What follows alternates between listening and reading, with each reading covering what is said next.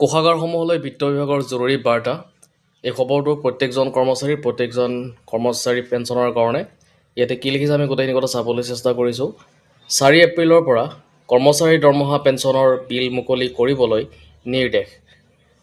1 এপ্ৰিল তাৰিখত এই খবৰটো ওলাই আহিছিলে আৰু এই বিষয়ত যিখন নটিফিকেশ্যন ওলাই আহিছিলে সেইখনৰ গোটেইখিনি আমি ইণ্টাৰপ্ৰিটেশ্যন কৰিছোঁ। নটিফিকেশ্যন মানে যিটো আপোনাৰ ৱায়াৰলেছ টেলিগ্ৰাফি মেছেজ আহিছিলে সেইখিনি আমি ইণ্টাৰপ্ৰিট কৰি দিয়া হৈছিলে আৰু এতিয়া বাতৰি কাকতত এইখিনি কথা ইয়াতে ওলাইছে আৰু ইয়াতে লিখিছে ৰাজ্য চৰকাৰে ৰাজ্যিক কৰ্মচাৰীৰ দৰমহা পেঞ্চনৰ বিল অহা 4 এপ্ৰিলৰ পৰা মুকলি কৰি দিবলৈ ৰাজ্যৰ কোষাগাৰসমূহক নিৰ্দেশ জাৰি কৰিছে।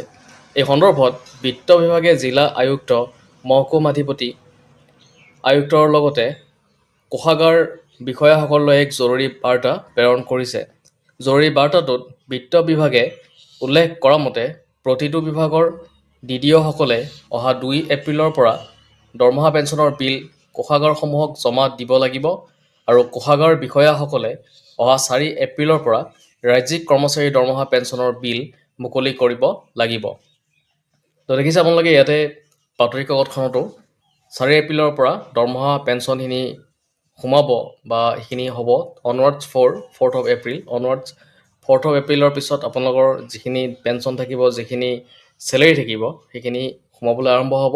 আৰু ইতিমধ্যে আমি যিখিনি খবৰ পাইছোঁ বহুতৰে ইতিমধ্যে সোমাইছে আৰু আজি যিহেতু বন্ধ, আজি হৈছে আপোনাৰ হলিডে আৰু হলিডেৰ কাৰণে আজি বেংক যিহেতু বন্ধ থাকিব, আজি পেঞ্চন বা দৰমহাবিলাক নহ'ব, কিন্তু কালি আৰু কালিৰ পিছত এইখিনি আপোনালোকৰ বেংকৰ একাউণ্টত সোমাই যাব। তো এইটোৱে আছিলে আজিৰ এটা গুৰুত্বপূৰ্ণ খবৰ। যদি ভিডিঅ'টো ভাল লাগিছে লাইক, শ্বেয়াৰ আৰু এটা ছাবস্ক্ৰাইব কৰি দিব।